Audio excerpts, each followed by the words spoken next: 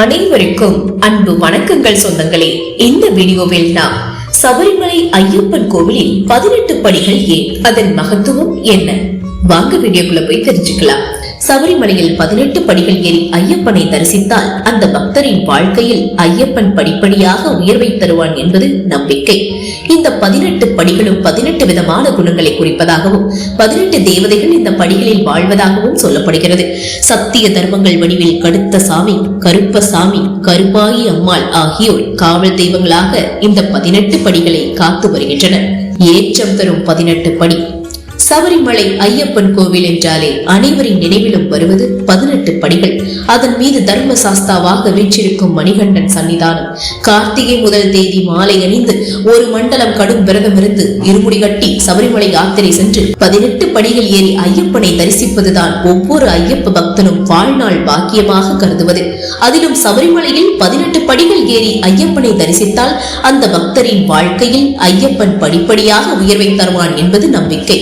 இந்த 18 படிகளும் 18 விதமான குணங்களை குறிப்பதாகவும் 18 தேவதைகள் இந்த படிகளில் வாழ்வதாகவும் சொல்லப்படுகிறது. 18 தேவதைகளை பத்தி இப்ப நாம பார்க்கலாம். மனதில் பக்தியின்றி நியம நிஷ்டங்களை குறைவாக கொண்ட பக்தர்கள் அந்த 18 தேவதைகள் மீது கால் வைக்க நினைத்தால் மேல் சொன்ன காவல் தெய்வங்கள் அத்தகைய பக்தர்களுக்கு துன்பங்களையும் கஷ்டங்களையும் ஏற்படுத்துவார்களாம். இந்த படிகளுக்கு தந்திர முறையில் மாதம் பூஜை செய்து அந்த படிகளின் மகிமையையும் புனித தன்மையையும் புனருதாரணம் செய்கின்றனர். புலன் 5, பொறி 5, பிராணன் 5, மனம் 1, புத்தி 1, ஆங்காரம் 1 இவைகளை கடந்து ஐயப்பனை காண வேண்டும் என்ற கருத்தின்படி 18 படிகளும் அமைக்கப்பட்டுள்ளன. ஐயப்பன் உருவாக்கிய படிகளை பத்தி பார்க்கலாம். இது தவிர 18 என்ற எண்ணுக்கு வேறு சில சிறப்புகளும் உண்டு. சித்தர்கள் 18 பேர், கீதையின் அத்தியாயம் 18, மகாபாரத யுத்தம் நடந்தது 18 நாட்கள். இப்படி 18 என்ற எண்ணிற்கு பல சிறப்புகள் உள்ளன. இந்த 18ஆம் படிகளும் தங்க கவசத்தால் மூடப்பட்டிருக்கும். 10 கிலோ தங்கம், 30 கிலோ வெள்ளி மற்றும் பித்தளை, ஈயம், செம்பு போன்ற உலோகங்களை கொண்டு இந்த கவசம் அமைக்கப்பட்டுள்ளது. ஐயப்பன் தன்னுடைய 18 கருவிகளை வைத்து 18 படிகளை உருவாக்கியதாக கூறப்படுகிறது. அவை வில், வாழ், வேல்கதை, அங்குசம், பரசு, பிந்தி பாவம், பரிசை, குந்தகம், ஈட்டி, கைவாள், சுக்கு மாந்தடி, கடுத்திவை, பாசம், சக்கரம், ஹலம், மழு, முஷல ஆகிய 18 போர்க்கருவிகளாகும்.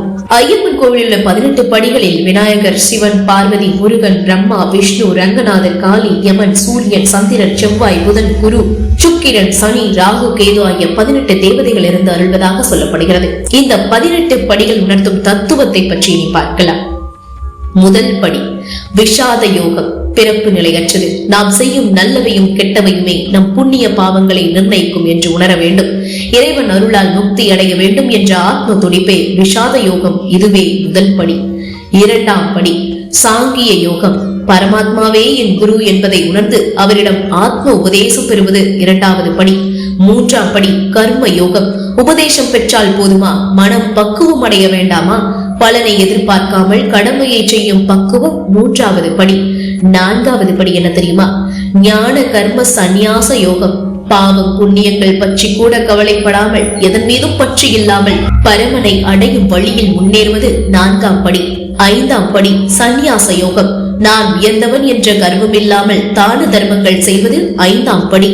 ஆறாவது படி தியான யோகம். கடவுளை அடைய புலனடக்க முக்கியம். மெய், வாய், கண், மூக்கு, செவி இந்த 5 புலன்களும் நம் கட்டுப்பாட்டில் இருக்க வேண்டுமே தவிர அவை விழுத்த இழுப்புக்கு நாம் போய்விடக் கூடாது. இதுவே ஆறாவது படி. ஏழாவது படி ஞானம்.